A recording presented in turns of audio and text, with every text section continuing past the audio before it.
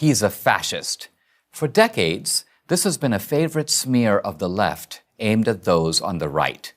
Every Republican president, for that matter, virtually every Republican, since the 1970s has been called a fascist. All of my homies around me, they know that ain't nobody perfect.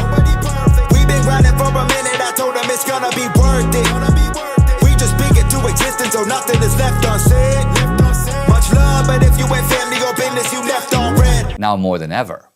This label is based on the idea that fascism is a phenomenon of the political right. The left says it is, and some self-styled white supremacists and neo-Nazis embrace the label. But are they correct?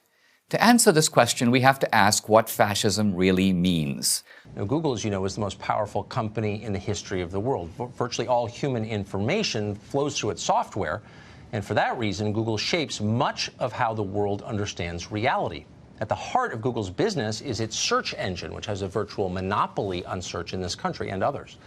Google Search succeeds because it is blindingly efficient, but also because it is perceived as honest. When you search for a term on Google, the most popular results come to the top. The process is straightforward and democratic. That's what most people think. That's how it's perceived. And that's why the world trusts Google. But what if Google was lying to you? What is its underlying ideology? Where does it even come from? These are not easy questions to answer. We know the name of the philosopher of capitalism, Adam Smith. We know the name of the philosopher of Marxism, Karl Marx. But who's the philosopher of fascism? Yes, exactly. You don't know. Don't feel bad. Almost no one knows. This is not because he doesn't exist, but because historians, most of whom are on the political left, had to erase him from history in order to avoid confronting fascism's actual beliefs. You want your kids and grandkids to come fucked up like you? No! I hope to God not, anyway. So don't bullshit yourself. Sensitivity equals motherfucking poverty. I don't do anything except think about how to make you retards better. You know why I have a sore back? 25 years of carrying you fat asses across the goal line. Now, tonight we have internal documents that show that Google employees discussed corrupting the company's search engine to push propaganda on hundreds of millions of unsuspecting users. Here's what happened.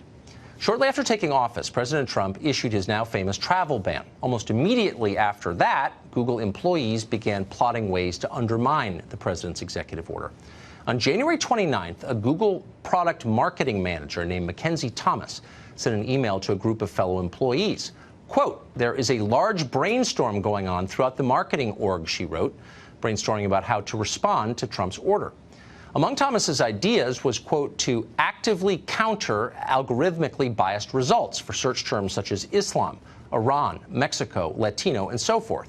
In other words, Google employees wanted to alter the search results to make them more positive in certain cases for political reasons. Thomas also suggested promoting links for making donations to organizations fighting the travel ban. This, of course, would be completely dishonest and unethical behavior, but Thomas's colleagues at Google seemed to approve of it strongly.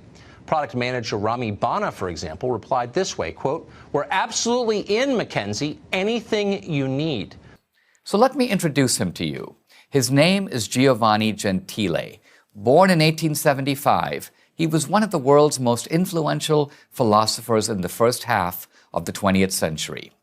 Gentile believed that there were two diametrically opposed types of democracy. One is liberal democracy, such as that of the United States, which Gentile dismisses as individualistic, too centered on liberty and personal rights, and therefore selfish.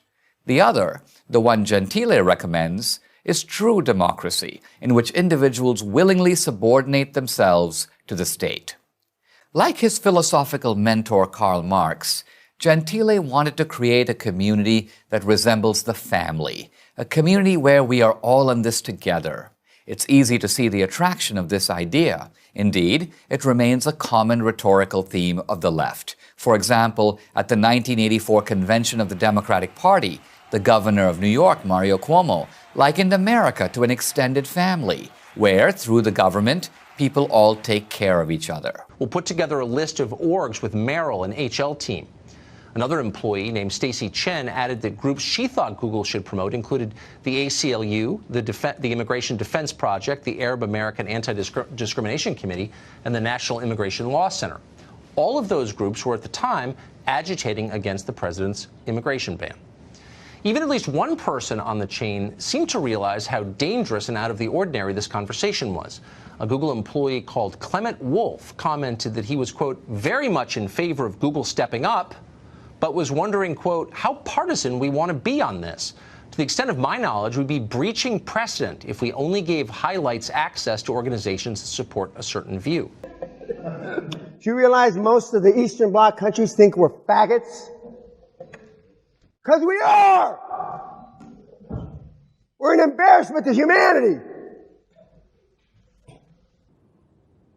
I believed in Santa Claus, the Tooth Fairy, and that kind of stuff until I was 11 years older, more or less. I got in a lot of fights about that. But in grammar school, I was the biggest kid on not campus, on the schoolyard. And then everybody caught up with me when we went into junior high school and high school. So my family, my mother allowed me to believe in Peter Pan and stuff like that. I was old.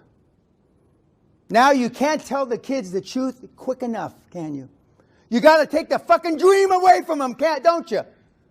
You got to fuck up their life forever, don't you? Just like they fucked your life up, don't you? You can't fucking stand to see them happy like this. You fucking retards. We contacted Google about these remarkable emails, and the reply to us is here in full, quote, these emails were just a brainstorm of ideas, none of which were ever implemented. Google has never manipulated its search results or modified any of its products to promote a particular political ideology, not in the current campaign season, not during the 2016 election, and not in the aftermath of President Trump's executive order on immigration. Our processes and policies would not have allowed for any manipulation of search results to promote political ideologies, end quote. Left unanswered by Google was why anyone would believe that statement for a second.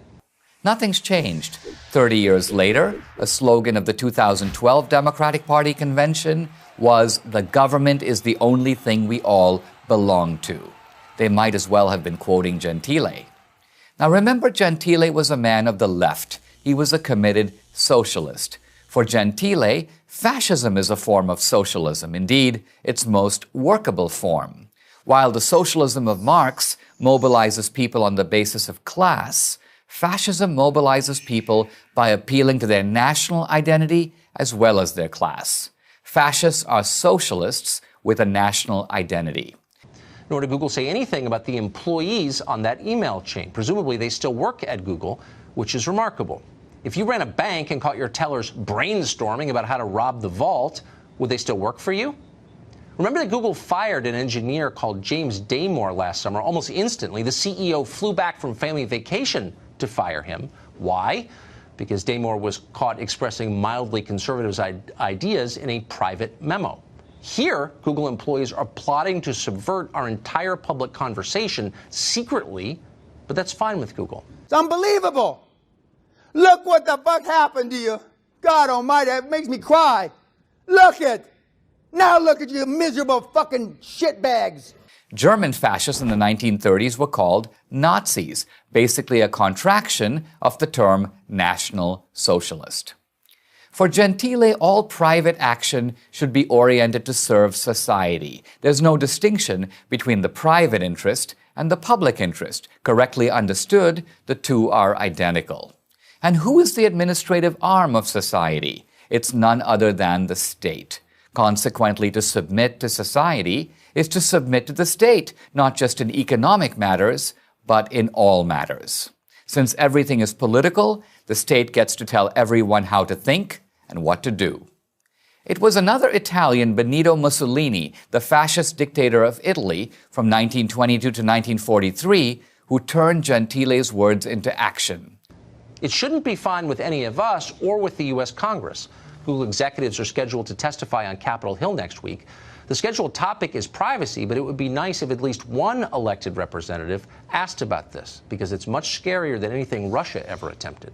When travel websites and people like Yelp were complaining that they were, tilting the algorithm against them to others, Google said, absolutely not. We would never do that. We now know the Federal Trade Commission, the EU, and others have looked at this and said Google was fiddling with the algorithm. The second strike, as far as I'm concerned, was the work done by Dr. Robert Epstein, which shows clearly in 2016 that search was tilted to favor Hillary Clinton. This is strike 3. It shows that the culture of the company is such that they're very happy having a free and open conversation about manipulating the algorithm on a highly political subject. But I don't understand. I mean, so people go to jail for violating our campaign and finance laws because they put an extra ad on some cable channel nobody watches. This is the most powerful company in the world. That's right. How can we have a democracy in a country where Google can just get whoever it wants elected by lying to us through the search function?